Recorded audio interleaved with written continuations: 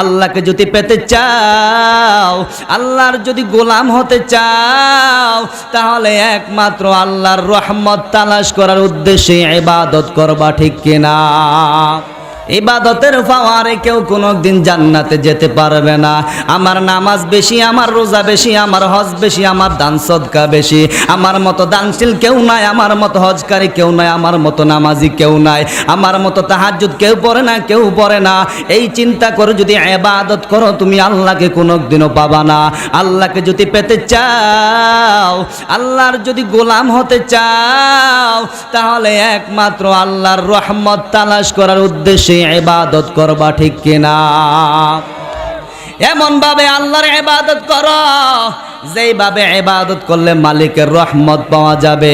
এর নবীর উম্মতের দল, রহমত ছাড়া কেউ কোনোদিনও জান্নাতে যেতে পারবে না। আমার আল্লাহ তাআলা, আল্লাহর এক বান্দায় আল্লাহর দরবারে দোয়া করলো, রে মালিক।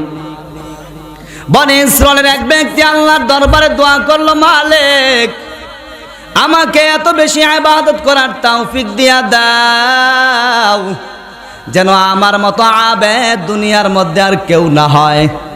আল্লাহ তাআলা দোয়া কবুল করলেন আর জানায়া দিলেন, নবীদের মাকাম সবার উপরে, নবীদের মতো কেউ ইবাদত করতে পারে না। তুমি তো আর নবী নও, তোমার জন্য দোয়া কবুল করলাম। নবীদের মতো ইবাদত হবে না, নিজের জন্য এবার কি পরিমাণ ইবাদত করতে চাও? আল্লাহর বান্দা ইবাদত করার উদ্দেশ্যে সমুদ্রের পার থেকে রওনা হয়েছে। সমুদ্রের মাঝখানে একটা পাহাড়, পাহাড় উপরে চূড়ার ভিতরে বসে বসে আল্লাহর ইবাদত করে, নামাজ পড়ে আল্লাহর ইবাদত করে আল্লাহর বান্দা। এমন ভাবে ইবাদত করে আল্লাহ রাব্বুল আলামিন বান্দার জন্য জান্নাত থেকে খাবার পর্যন্ত পাঠায়া দেয়। আরে আল্লাহর বান্দা, বলো কি খাবার? জান্নাত থেকে আল্লাহ তাআলা পাহাড়ের নিচে প্রত্যেক দিন একটা ডালিম গাছের মধ্যে একটা জান্নাতি ডালিম দিয়া দেয়। আল্লাহর বান্দা নামাজ পড়ার পর যখন ক্ষুধা লাগে, পাহাড়ের চূড়া থেকে নিচে নামে আসে, ওযু সারিয়া বান্দা জান্নাতি ডালিম খাওয়ার পর যখন পানি পান করবে, আমার আল্লাহ ডাক দিয়া বলে, বান্দা তুমি সাগরের পানি পান করতে পারবা না, কারণ লবণাক্ত, তোমার জিহ্বা অনেক কড়াযুক্ত হয়ে যাবে, লবণাক্ত জিহ্বা অনেক কষ্টের হয়ে যাবে। বান্দা তোমার জন্য দুনিয়ার পানি নয়, আমি আল্লাহ তাআলা জান্নাতি পানি তোমার জন্য ঝর্ণার মাধ্যমে ব্যবহার করে দিলাম। আমি আল্লাহ তাআলা তোমার জন্য জান্নাত থেকে পানি পাঠিয়ে দিলাম। ও বান্দা, শুধু একটাই কাম, আমি আল্লাহকে আল্লাহ বলে ডাক দিবি। এর নবীর উম্মতের দল, আমার মা, আমার বাবা আমার জন্য কত কষ্ট করে, সব কষ্টগুলো ওই সময় মা বাবার সার্থক হয়ে যায় যখন প্রত্যেকটা সন্তান মা মা বলে ডাক দেয়, বাবা বলে ডাক দেয়। আমার আল্লাহ তাআলা ডাক দিয়া বলে, বান্দা তোর মা তোকে বানায় নাই, তোর বাবা তোকে বানায় নাই, আমি আল্লাহ অনেক আদর করে তোমাকে বানাইছি। আমি আল্লাহ তাআলা কোনো উদ্দেশ্যে, আমি আমার কোনো ফায়দার জন্য বানাই নাই বান্দা, আমি এজন্যই বানাইছি। বান্দা শুধুমাত্র আমাকে আল্লাহ বলে ডাক দিবি। আমার আল্লাহ তাআলা, বান্দা যখন আল্লাহকে আল্লাহ বলে ডাক দেয়, এত বেশি খুশি হয়, এত বেশি খুশি হয়। দুনিয়ার মধ্যে সন্তান মা বাবাকে ডাক দিলে মা বাবা যেই পরিমাণ খুশি হয়, আমার আল্লাহকে একবার যদি কোনো বান্দা আল্লাহকে খুশি করার জন্য ডাক দেয়, তার চাইতে লক্ষ লক্ষ কোটি গুণ মালিক খুশি হয়ে যায়।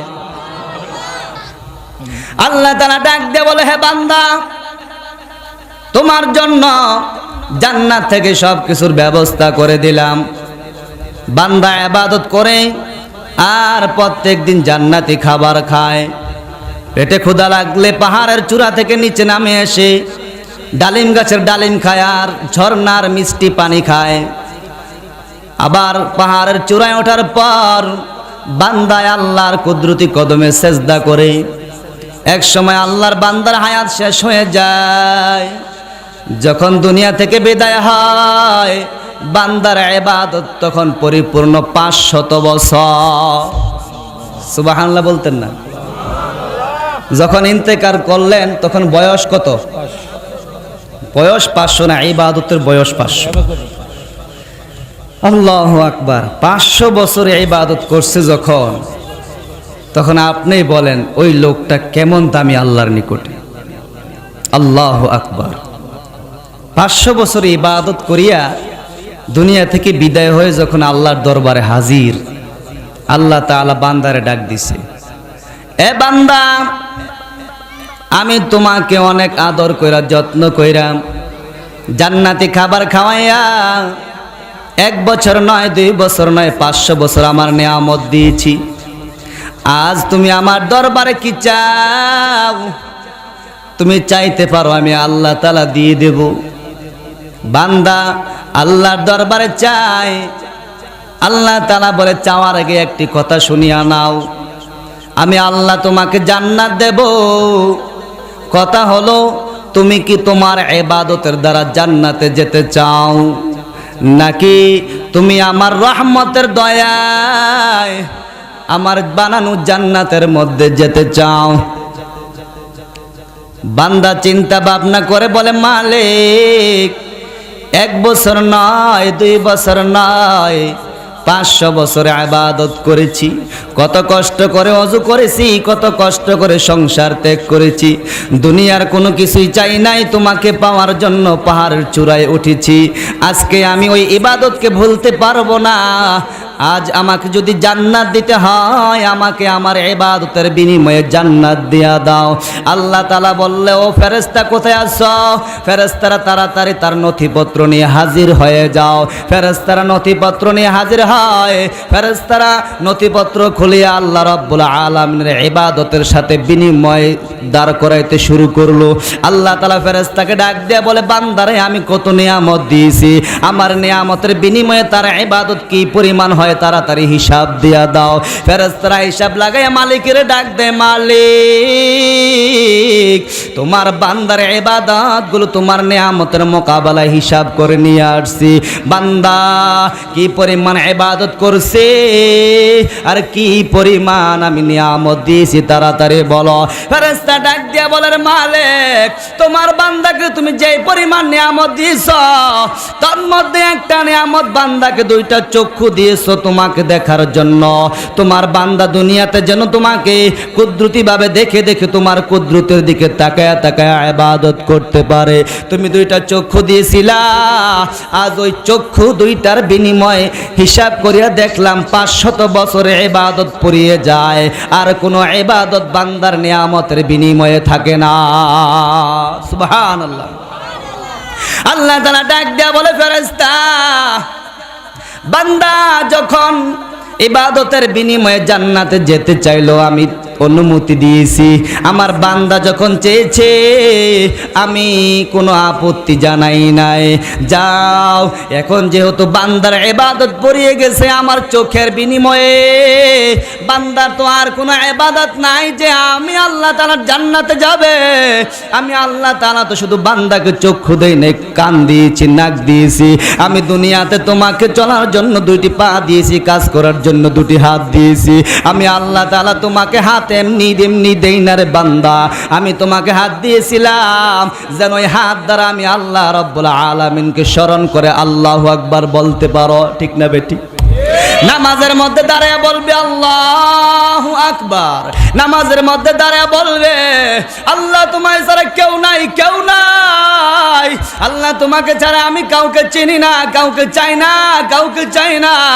তোমাকে পাওয়ার জন্য তোমাকে অন্তর দাঁড়ায় স্বীকার করলাম, তুমি মালিককে ছাড়া দুনিয়ার কেউ আমার নিকটে বড় নয়। বলেন কেউ বড়? শুধু বড় কে? আল্লাহ ছাড়া কেউ বড় আসেনি? নাই তো? স্বীকার করেন, বলেন আল্লাহু আকবার। না, আওয়াজ সুন্দর হয় নাই, সকলে জোরে বলতে হবে আল্লাহু আকবার। আর একবার বলো আল্লাহু আকবার।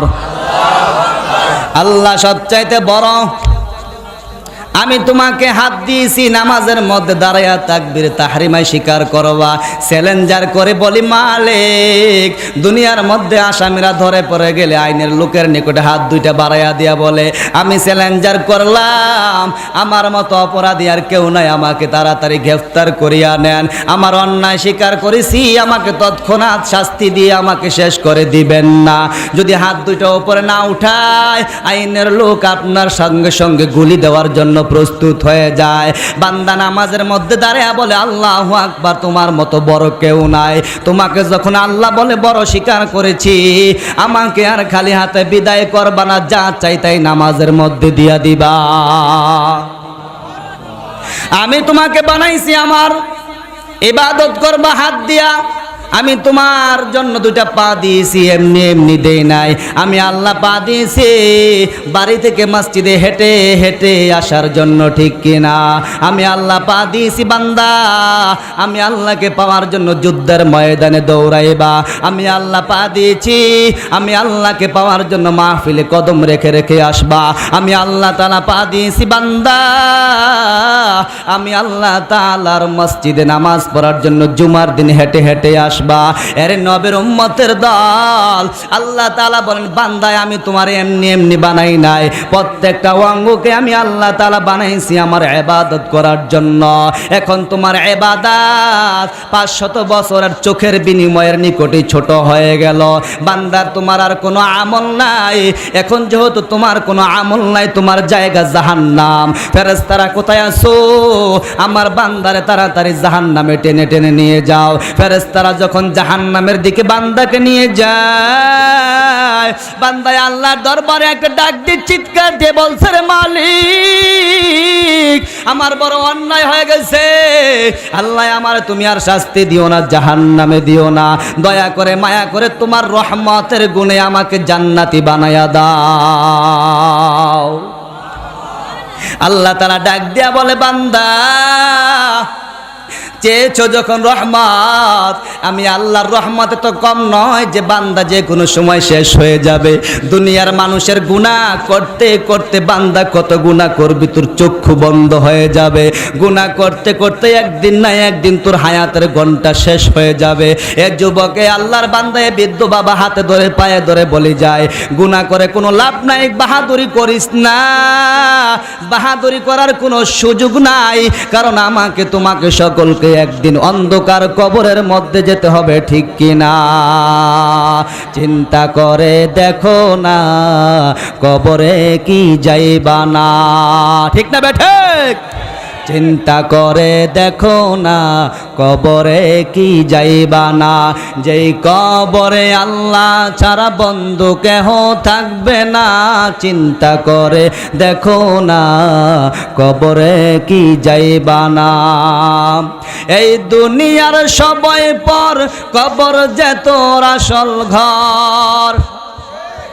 এই দুনিয়ার সবাই পর, কবর যে তোর আসল ঘর। কেমনে সেটায় থাকবি পরে, শুধুই মাটির বিছানা। চিন্তা করে দেখো না কবরে কি যাইবা না। এই দুনিয়া ছাড়িয়া কোথায় যাইবা ভাগিয়া, ঠিক না বেঠে? এই দুনিয়া ছাড়িয়া কোথায় যাইবা ভাগিয়া, মরণ তোমায় লইবে গিরি যতই কর বাহানা।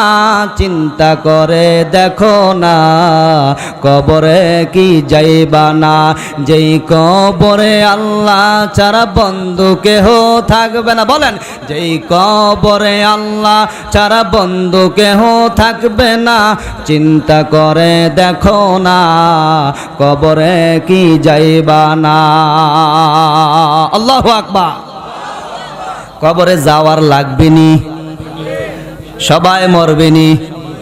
নাই আমি থাকবো, আমার মতো বাহাদুর কেউ নাই। বুক ফুলে চলবা হে যুবক, বাহাদুরি করার কোনো সুযোগ নাই। যেই শক্তির বাহাদুরি করো ওই শক্তি একদিন আল্লাহ কেড়ে নিবে। তোমার মতো অসহায় কেউ নাই। কবরের মধ্যে যাইয়া তুমি পরিচয় দিবা আমায়, আমার মতো বাহাদুর কেউ দুনিয়াতে নাই। আমার মতো শক্তিশালী কেউ ছিল না খেলার ময়দানে, আমার মতো বাহাদুর কেউ ছিল না, আমার মতো ক্ষমতাধর দুনিয়ায় কেউ নাই, আমার মতো ক্ষমতার পাওয়ার দুনিয়ায় কেউ ব্যবহার করে নাই, আমার বাবার মতো ক্ষমতাবান কেউ নাই, আমার বাপ দাদারা সবচাইতে বড় পাওয়ারফুল ক্ষমতার অধিকারী বাংলাদেশের মধ্যে ছিল।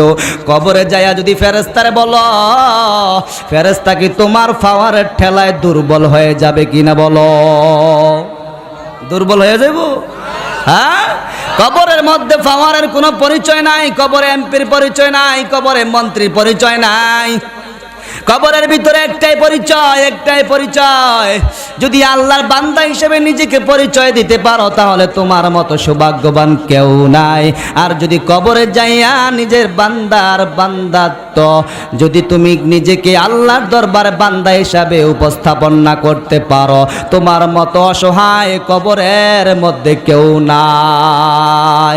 মুখ ডাকো হায় দেখা না একদিন, কবর মে হো ঠিকানা একদিন, দারে ফানি কি सजावट पर न जा नेकियों से अपने असली घर साजा। খারাপ লাগতেছে, মোনাজাত করে দিব নাকি একটু চলবে ভাই? আল্লাহ তাআলা বলে, বান্দা যেহেতু তুমি স্বীকার করেছ যে তোমার ইবাদতের দাম আমি আল্লাহর নিকটে চাও না, তুমি চাও আমার রহমত, বান্দা যাও আমি আল্লাহ তাআলা আমার রহমতে তোমাকে জান্নাতি বানায়া দিলাম। এরে আল্লাহর বান্দা, ইবাদতের বাহাদুরি করিস না, ইবাদতের বাহাদুরি করে লাভ নাই, কারণ ইবাদত কইরা কেউ কোনোদিন জান্নাতে যেতে পারবে না। তাহলে কি বলে হুজুর আমরা ইবাদত করব না, নামাজ পড়ব না, কেন করবা না? আমার আল্লাহ তো তোমাকে ইবাদত করার জন্য বলেছে। তাহলে ইবাদত করব কেন? বলে ইবাদত করব মালিকের সাথে নিজেকে পরিচয় করাইয়া দেওয়ার জন্য। আমার আল্লাহ যে আমার দয়া করবে, আমার একটা পরিচয় লাগবে কি লাগবে না? আমার আল্লাহ যে আমার দয়া করবে, আমার একটা পরিচয়ের দরকার আছে কি নাই?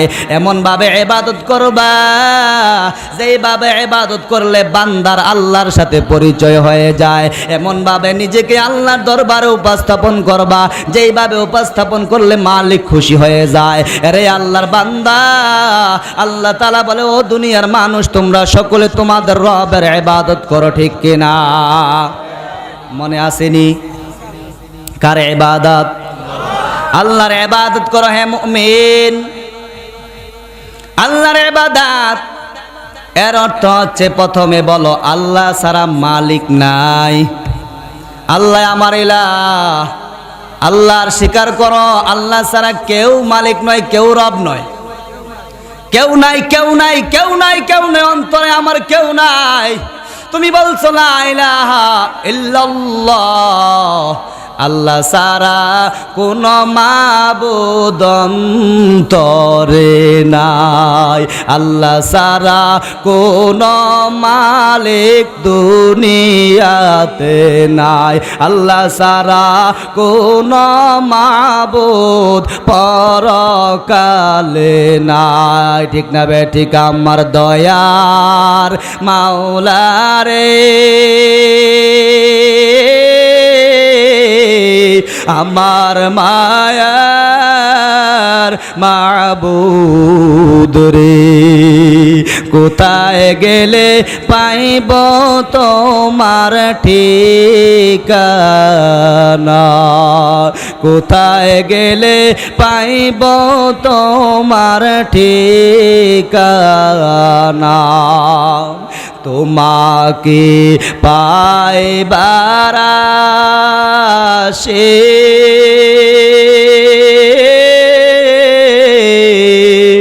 ঘুরে আমি দেশ বিদেশে, কোরআনের ময়দানে করলাম বিছানা,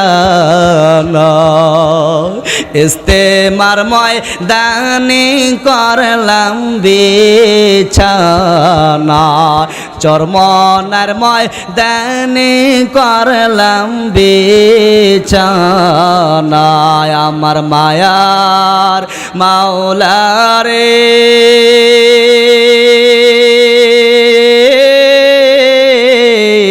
আমার দয়ার মাবুদ রে কোথায় গেলে পাইব তোমার ঠিকানা তোমাকে বুঝি আমি আর পাইলাম না আল্লাহু আকবার ইবাদত করবা আল্লাহর, কারণ আল্লাহর মতো মালিক কেউ নাই, কেউ নাই। ওই অন্তরের মধ্যে স্বীকার করেছ আমার অন্তরের ভিতরে আল্লাহ কেউ নাই, তোমাকে ছাড়া কেউ নাই। লা ইলাহা, কোনো গয়রুল্লাহর জায়গা নাই, বিবির জায়গা নাই, সন্তানের জায়গা নাই, ধন দৌলতের জায়গা নাই। আমার অন্তরে শুধুমাত্র তোমার জায়গা দিয়েছি। এভাবে অন্তরটা যখন খালি, তুমি আল্লাহকে ডাক দিয়া বলো ইল্লাল্লাহ। আমার অন্তরে মালিক ছাড়া আর কেউ বাকি রইল না। এখন যখন মালিকের স্বীকার করেছো, ইবাদতটা শুধুমাত্র আমার আল্লাহর জন্য করবা। কোনো বাবার দরবারে যে চাইতে পারবি না, কোনো পীরের দরবারে মাথা নত করতে পারবি না। পীর বাবা তোকে কবরে যাইয়ে রক্ষা করতে পারবে না, কারণ পীর নিজেই তো কবরে রক্ষা পাবে না। ঠিক কিনা জোরে বলো। আরে নবীর উম্মতের দল পীরের গান গাইয়া কোনো লাভ নাই। পীরের গান গাইয়া কি করবা? কারণ পীর বাবা যে কবরে যাইয়া ধরা খাইতো না, এর তো কোনো গ্যারান্টি নাই। পীর বাবা যে বলবে রব্বি আল্লাহ, আমার পরিচয় হলো আমার আল্লাহ, আল্লাহ আমার রব, ইসলাম আমার ধর্ম, নবী আমার সবচাইতে বড় দামি। ঠিক কিনা? এই কথাটা বলার জন্য পীর কবরে পাওয়ার নিয়ে যায় না। যেই পীরের ইমান ঠিক থাকবে সেই পীর কবরে যাইয়া পরিচয় দিবে ইমানের। যেই পীর সুন্নতের উপর চলবে ওই পীর কবর যাইয়া নবীর পরিচয় দিতে পারবে। যেই পীর ধর্ম অনুযায়ী চলবে ওই পীর কবর যাইয়া নিজেকে মুক্ত করতে পারবে। আর যেই পীর দুনিয়াতে শিরিক বেদাত করেছে, মানুষকে অন্ধপথ দেখাইছে, ওই পীরের তো নিজেরই কোনো খবর থাকবে না। ঠিক কিনা? এখন তো কত বক্তা বাড়িয়েছে পীরের পরিচয় দিয়া বক্তৃতা দেয়, আছে কি নাই? আপনাদের এলাকায় নাই, আমাদের এলাকায় অনেক আছে। পীর বাবারে এত বেশি ভালোবাসে, এখন পীরের এই খুশি করে। নিজের বাবারে এতবার ডাক দেয় না, পীরের যতবার বাবা বলে ডাক দেয়। ঠিক কিনা? আব্বা বাবা একের মাথা মাথা নিচা করে একেবারে কদমের ভিতরে যায়, এমন ভাবে সুমা দেয় না পারে বাবার ভিতরে ঢুকে যায়। কথা বলেন ঠিক না বে ঠিক? হ্যাঁ, আবার বলে কেরমান কাতিবিন রোজা হাশরের দিন, কেরমান কাতিবিন রোজা হাশরের দিন, আল্লাহর কাছে যদি করে অভিযোগ, আমি বলবো দুনিয়ায় ছিলাম মানিকগঞ্জের লোক, আমি বলবো দুনিয়ায় ছিলাম ভণ্ড পীরের লোক। আছে না নাই? কেরমান কাতিবিন পাইবে যেদিন, তোরা যারা ছিলি ভণ্ড পীরের লোক, তোদের জুতা মাইরা কইব জাহান্নামে ঢোক। ঠিক না বা ঠিক? জোরে বলো। পীরের গোলামি করিস না রে যুবক। আরে বর্দার আলের মা, পীর তোমাকে নাজাত দিতে পারবে না। বাকি পীর যদি সঠিক রাহে তোমাকে রাস্তা দেখায়, পীর যদি বলে নামাজ ছাড়বি না, দাড়ি কাটবি না, সুন্নাত ছাড়বি না, ধর্মের বিরোধিতা করবি না, নবীর দুশ্মনী করবি না, ওই পীরের কথা শুনিয়া যদি আমল করিতে পারো, আশা করা যায় কবরে নাজাত পাইয়া যাইবা। এই কথাটা সত্য। নেককারদের দেখানো রাস্তায় চললে নাজাতের ব্যবস্থা হয়। ঠিক কিনা জোরে বলো। আমি কোনো পীরের গীবত কইলাম নাকি? সত্য যেটা ওইটা বলতে হবে। চোর চুরি করলে চোরের পরিচয় সমাজবাসীকে জানাইতে হবে। মুসলমানরা এখন ঘুমন্ত, আমরা সাধারণ পাবলিকেরা তো আর জানি না কে সঠিক পথে আছে কে ভুল পথে আছে। এখন যদি সঠিকটা না বলে দেই, তাহলে পাবলিক কি করে বুঝবে কোনটা সঠিক আর কোনটা ভুল? কি বলেন? বলতে হবে কি হবে না? আরেক ফিট তো আছে, বলবো একটু উঠতে যাবেন গানি? উঠতেন না? আর বট বৃক্ষের নিচে গেলাম ছায়া পাইবার আশে আছে নাকি সারাদিন বাজায় আবার বলে ফির আরে বট বৃক্ষের নিচে গেলাম ছায়া পাইবার আশে ডাল ভাঙ্গিয়া রোদর লাগে আপন কর্ম দোষে বাউজান ডাল ভাঙ্গিয়া আসেনে আসেনে ডাল ভাঙ্গিয়া রোদর লাগে আপন কর্ম দোষে বাউজান তোর লাইগারে বাউজান আমার অঙ্গ জর জর মনে লয়রিয়া যাইতাম সাইরা বাড়ি ঘর বাবজান তোর লাইগারে আছে কি না বলো জোরে বলো আছে না নাই এই সমস্ত ভণ্ডদের থেকে নিজের ঈমান আমলের হেফাজত করতে হবে ঠিক কিনা জোরে বলো আজ ভণ্ডদের খপ্পরে পড়ে মুসলমানদের ঈমান বড় দুর্বল অবস্থায় আছে মুসলমান আজ ঘুরপাক খাচ্ছে বিভ্রান্তির মধ্যে পীরের নামে পরিচয় দিয়া মানুষকে এখন অন্ধকার রাস্তায় নামাইয়া দিছে পীর তো বলা হয় যে রসুলের সুন্নতের রাস্তা দেখাইবে পীর তো বলা হয় যে মানুষকে নামাজের কথা বলবে পীর তো বলা হয় ওই ব্যক্তিকে যে জীবনে সুন্নতের খেলাফ আমল করে না পীর তো বলা হয় তাকে যার মুখের ভিতরে রসুলের সুন্নাত থাকবে এমন একটা লোক কোনদিনও রসুলের খাঁটি আশেক হতে পারে না যার মুখের ভিতরে আমার নবীর সুন্নতের দাড়ি থাকে না দাড়ি নাই সে আবার পীর ওরে মোর পীর রে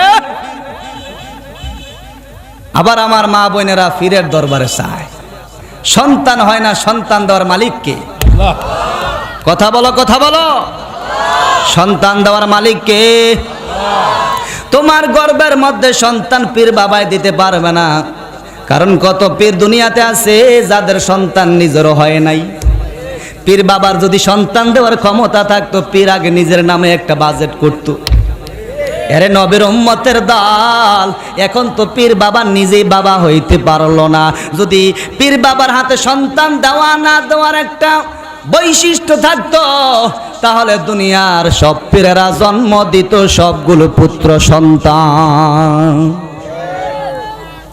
আমরা আল্লাহর গোলামি করব বলেন কার গোলামি করব কেমন ভাবে ইবাদত করবা এমন ভাবে আল্লাহকে ডাকবা যে এইভাবে ডাক দিলে মালিক তোমার ডাক ফিরাইয়া দেয় না যদি আমার আল্লাহর জন্য ইবাদত করতে পারো বান্দা আল্লাহর জাত ও সিফাতের কসম বান্দা তুমি আল্লাহর দরবারে যা চাইবা তাই পাইবা এর নবীর উম্মতের দল দুনিয়ার সব শক্তিগুলো একদিকে হইলে আর তুমি আল্লাহর বান্দা হয়ে যদি অন্যদিকে চলো খোদার কসম করে বলি দুনিয়ার পরাশক্তি তোমাকে পরাজিত করতে পারবে না আরে আল্লাহর বান্দা আল্লাহকে ডাকো আল্লাহর ইবাদত করে হে মুমিন ওই জুরাইজ আল্লাহর বান্দা এমন ভাবে আল্লাহকে ডাকলো পাহাড়ের চূড়ায় একটা ইবাদতখানা বানাইয়া জুরাইজ আল্লাহর বান্দা ইবাদত করে কেমন ইবাদত করে আল্লাহর বান্দা দুনিয়ার সব কিছু ছেড়ে দিয়ে মানুষের আনা গুনাহ থেকে দূরে যাইয়া ইবাদত খানা বানাইয়া জুরাইজ আল্লাহকে ডাকে বলে মালিক তোমার মতো দয়ালু কেউ নাই তোমাকে সেজদা দিয়ে বান্দা যে মজা পায় দুনিয়ার আর কোনো কিছুর মধ্যে ওই পরিমাণ মজা বান্দা পাই না জুরাইজ আল্লাহর ইবাদত করে নবীর উম্মতের দল জুরাইজ ইবাদত করে আর এলাকাবাসীর অন্তর জ্বলিয়া যায় তারা সকলে চিন্তা করলো তাকে সকলে সম্মান করে তাকে সবাই মহাব্বত করে আমাদেরকে কেউ মহাব্বত করে না সকলে বিশ্বাস করে জুরাইজ আল্লাহর খাঁটি বান্দা তার ভিতরে বেজাল নাই তার মতো পাকসাপ মানুষ আর কেউ নাই এখন এলাকার বড় বড় যারা মাথা আছে সবগুলো বসিয়া চিন্তা করলো কি করে জুরাইজের বিরোধিতা করা যায় কি করে জুরাইজের ইবাদতখানা ভেঙ্গে দেওয়া যায় জুরাইজের ইবাদতখানা ভেঙ্গে দেওয়ার জন্য একটা পরামর্শ সভা ডাকা হলো সকলে মতামত পেশ করলো কি করলে জুরাইজকে অপমান করা যায় ইবাদতখানা ভেঙ্গে দাও ইবাদতখানা ভেঙ্গে চূর্ণ বিচূর্ণ করে দাও জুরাইজকে মেরে এলাকা থেকে তাড়াইয়া দাও বলে এমনি এমনি বান্দাকে আঘাত করা যাবে না যে কোনো একটা অন্যায় তো লাগবে সকলে চিন্তা করলো কি অন্যায়ের অপরাধে তাকে এলাকা থেকে বাহির করা যায়। এই জন্য সকলে একটা বৈঠক করলো। কেউ কোনো সিদ্ধান্ত দিতে পারে না। হঠাৎ করে এলাকার সবচাইতে খারাপ নারীর আগমন হয়ে গেল। এলাকার খারাপ নারী জিনাকারী মহিলা ডাক দিয়ে বলো, দুনিয়ার মানুষ, আমার হাতে দায়িত্ব দাও, আমি জুরাইজের জন্যই যথেষ্ট, আমি তোমাদের আশাকে পূরণ করে দেব, বলো আমাকে কি দিবা? বলল, যা চাও সব তোমাকে দিয়ে দেওয়া হবে। এবার জিনাকারী মহিলা সাজসজ্জা কইরা সুন্দর সুন্দর পোশাক পইরা পাহাড়ের চূড়ায় উঠেছে। জুরাইজের ইবাদতখানায় ঢোকার পর জুরাইজকে এবার নিজের দিকে আকর্ষিত করার চেষ্টা করলো। ডাকে, আসো আমার দিকে, আসো আমার দিকে একবার তাকাও। যে আমার দিকে তাকায় সে কোনোদিনও চোখ উঠাইতে পারে না। জুরাইজ আল্লাহর বান্দা মনে মনে আল্লাহর দরবারে বলে, আল্লাহ, পয়গম্বর ইউসুফ আলাইহিস সালাতু ওয়াস সালাম তোমার জন্য এত বড় পাগল, তোমার জন্য এত বড় বেশি ইবাদতকারী বান্দা। পয়গম্বর ইউসুফ আলাইহিস সালাতু ওয়াস সালামকে জুলেখা যখন পাওয়ার জন্য ঘরের ভিতরে রাজমহলে আটকাইয়া দিল, দরজাগুলো আপনার বন্ধ করে দেওয়া হলো।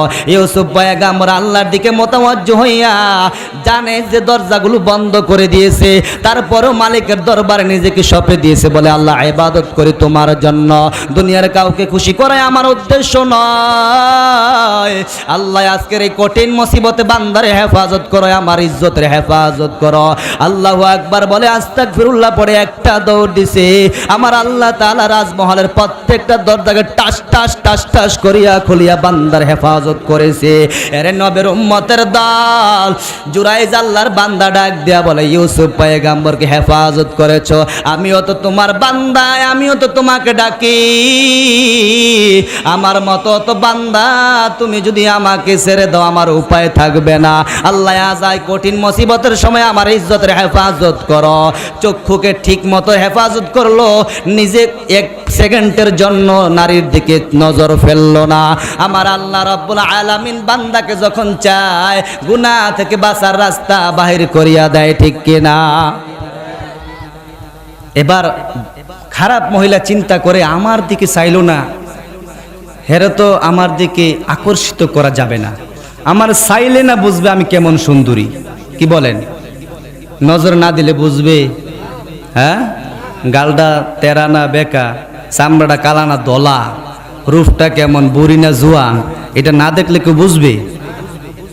এই জন্য আল্লাহ তাআলা কোরআনে বলেন যে, ও দুনিয়ার মুসলমান ইমানদাররা, তোমরা তোমাদের নজরের হেফাজত করো। এ যুবক, কিসের হেফাজত করো? ইবাদত হলো আল্লাহর গোলামি করা। বলো কি করা? আল্লাহ যেভাবে চায় ওইভাবে চলার নাম ইবাদত। মন গড়া ভাবে চললে ইবাদত হয় না। নবী আমার যেভাবে শিখাইয়া দেয় ওইভাবে আমল করলেই ইবাদত হয়। নিজের মন গড়া ভাবে আমল করলে এটা আল্লাহর দরবারে ইবাদত হয় না। এর নবীর উম্মতের দল, আল্লাহ তোলে বাল বলে, আল্লাহর বান্দারা আল্লাহর ইবাদত করো। আল্লাহর ইবাদত মানে আল্লাহ যা চায় তা করবা, আল্লাহ যা চায় না বান্দা ভুলেও তা জীবনে করবা না। আল্লাহ বলে, বান্দা তোমার নজরের হেফাজত করো। বেগানা নারীর দিকে তাকাইবা না, টেলিভিশনের দিকে তাকাইবা না, যাত্রার গান দেখতে যাইবা না, এই চোখ দিয়া শুধুমাত্র আমার কোরআনের দিকে তাকাইবা। চক্ষু দিয়েছে আল্লাহ তাআলা, ওই যে বললাম 500 বছরে ইবাদত পুরো এগুলো চোখের মাধ্যমে। বলবা চোখের মধ্যে কি আছে? এই দুইটা চোখের ভিতরে বান্দা একটা নয়, দুইটা নয়, আমার আল্লাহ তাআলা প্রত্যেকটা চোখের ভিতরে 13 লক্ষ করে 26 লক্ষ ক্যামেরা দান করেছেন।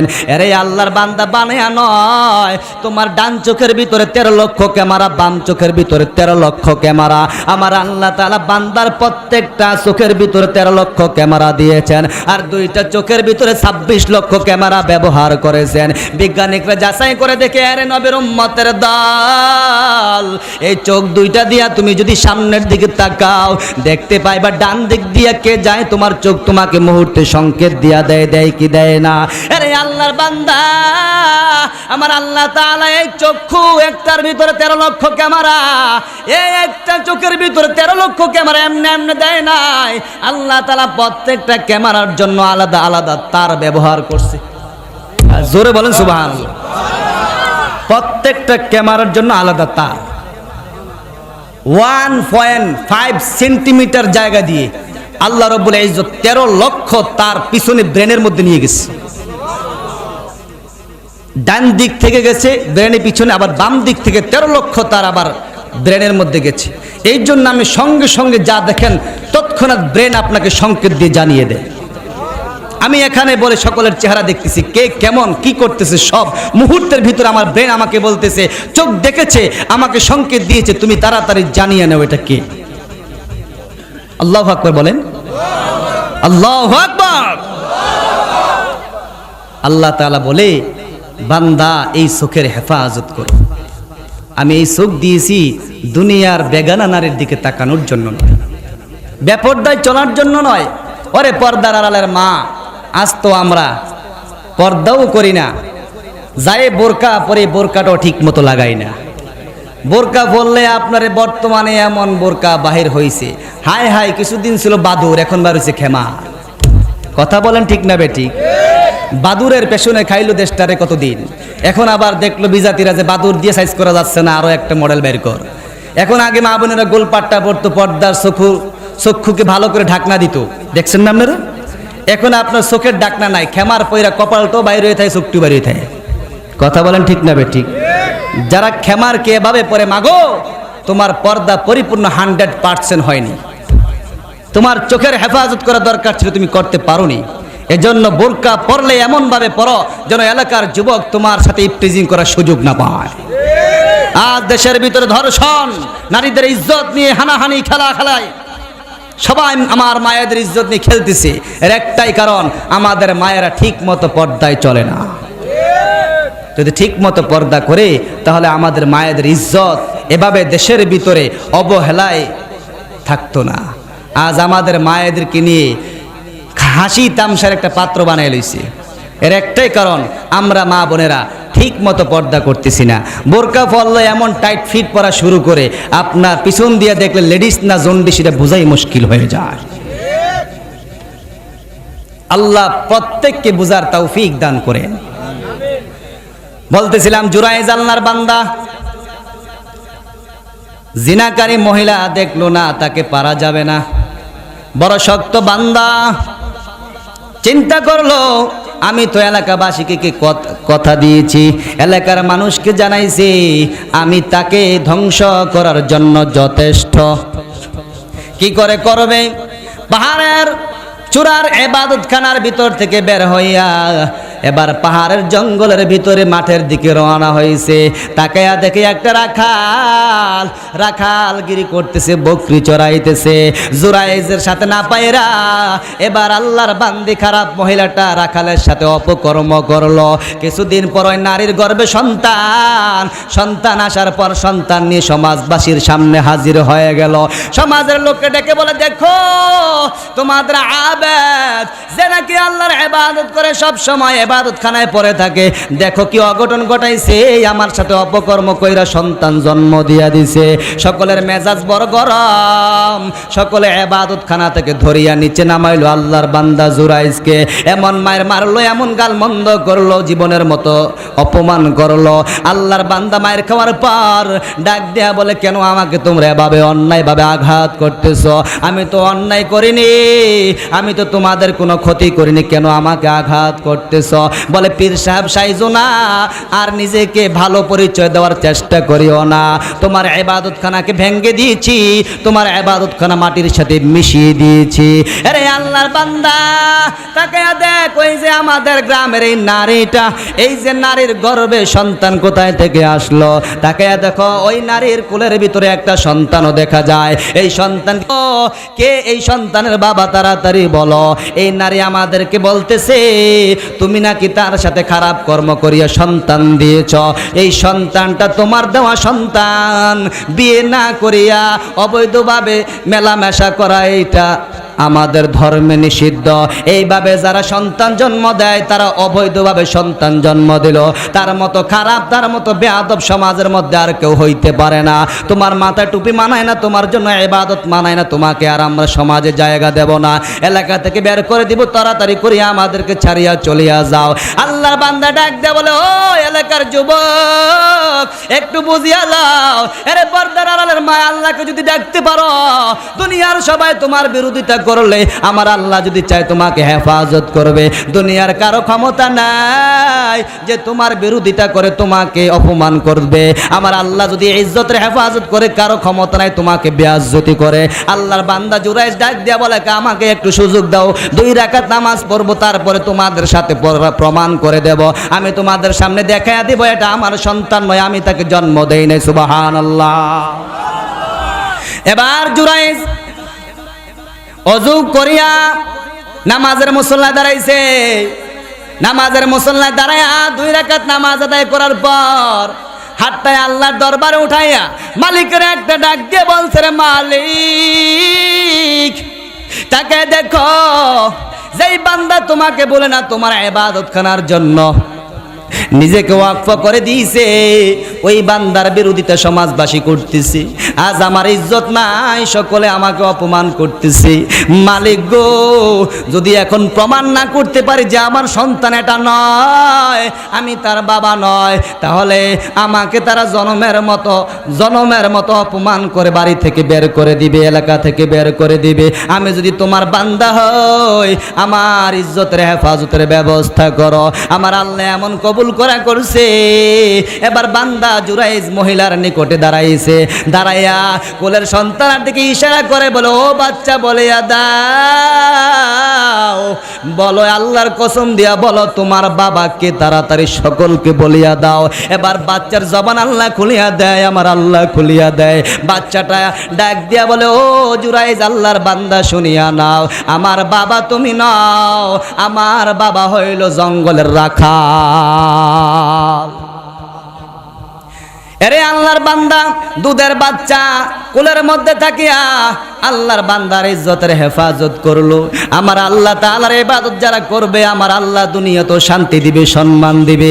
দুনিয়ার মধ্যে আল্লাহ সম্মানের আসন দিবে, আখিরাতেও আল্লাহ তাআলা সম্মান দান করবে, সম্মানের আসন দান করবে। এই জন্য দুনিয়ার কারো ইবাদত করবা না, শুধুমাত্র আল্লাহর ইবাদত করবা। এই কথাটাই আমার আল্লাহ তাআলা বলে, দুনিয়ার মানুষ ও দুনিয়ার নারী পুরুষ, তোমরা একমাত্র তোমাদের রবের ইবাদত করো। রবকে, যিনি তোমাকে সৃষ্টি করেছেন, দুনিয়ার সবকিছু সৃষ্টি করেছেন, আসমান জমিন সৃষ্টি করেছেন। আল্লাহ বলে, বান্দা সব কিছু বানাইলাম, আমি আল্লাহ তাআলা বানাইছি সব কিছু তোদের জন্য। আর আমি আল্লাহ তোদের মতো মানুষকে বানাইছি, আমি আল্লাহ রব্বুল আলামিনের কুদরতি কদমে সেজদা করার জন্য। হাকিকতে সে তো দুনিয়া বেখবর হাই, দুনিয়া কি নুমায়েশ ফর নজর হায়, নমি গোয়াম কে আজ দুনিয়া জুদাবাস, বহার কারে কে বাসে বা খুদাবাস, চিস্তে দুনিয়া আজ খুদা গাফল বুদান, নৌকা মাশো নুকরা হো ফর জিন্দাজান, আবদার কাশতি হালাকে কাশতিয়াস্ত, আব আন্দর জেরে কাশতি পুশতিয়াস্ত। এবার এলাকার মানুষের চোখ খুলে গেছে। এবার সমাজের লোকগুলো জুরাইজের কদমের নিকটে পড়ে গেছে। ডাক দেয়া বলে, আল্লাহর বান্দা, অন্যায় হয়ে গেছে, ক্ষমা করিয়া দাও, বুঝতে পারি নাই, আমরা তোমার সাথে বেয়াদবি করেছি, ক্ষমা করে দাও। যারা আল্লাহর বান্দা হয় তারা সব সময় মানুষেরকে সব সময় সকলের সাথে ক্ষমার আচরণ করে। এরে আল্লাহর বান্দা, ক্ষমা করতে শিখো, কারণ তুমি ক্ষমা করে দিলে তোমার আল্লাহ তোমাকে ক্ষমা করে দিবে। এক ভাই তোমাকে আঘাত করেছে, তুমি তাকে আঘাত করিও না। আল্লাহর রাসূল বলেন, আহসিন আহসিন, তোমরা ইহসান করো, তোমরা জমিনের মধ্যে ইহসানের নজরে চলতে থাকো। মানুষ জুলুম করলে তুমি জুলুম করিও না, অন্যজন তোমাকে গালি দিলে তুমি মানুষকে গালির দ্বারা ব্যবহার করিও না, মানুষ তোমার সাথে খারাপ ব্যবহার করলে তুমি ভালো ব্যবহার করো। ওই ভালো ব্যবহার বিনিময়ে একদিন সকলেই তোমাকে মাথার মধ্যে রাখবে, ঠিক কিনা? আল্লাহর বান্দাকে এবার এলাকার মানুষগুলো ডাক দেয়া বলে, তোমার জন্য ইবাদতখানা আবার নতুন করে বানায়া দিব, শুধু মাটি দিয়া বানাবো না, আমরা সকলে মিলে তোমার জন্য স্বর্ণ দ্বারা মসজিদ বানায়া দেব, ইবাদতখানা বানায়া দেব। জুরাইজ আল্লাহর বান্দা ডাক দিয়ে বলে, ইবাদত করার জন্য স্বর্ণের দরকার নাই, ইবাদত করার জন্য আল্লাহকে পাওয়ার জন্য দামি মসজিদেরও দরকার নাই, মালিকের তালাশ করার জন্য একটা জায়গা দরকার, একটা মহল দরকার। আমার জায়গাটা আগের মতো বানায়া দাও, আমার মসজিদটা মাটি দ্বারা বানায়া দাও, আমি সেখানে আবার ইবাদত করব। ঘটনাটা এই জন্য শোনাইলাম, যারা আল্লাহর ইবাদত করবে দুনিয়ার কোনো পরাশক্তি তাদের বিরোধিতা করে তাদের কোনো ধরনের ক্ষতি করতে পারবে না, ঠিক কিনা? জোরে বলো।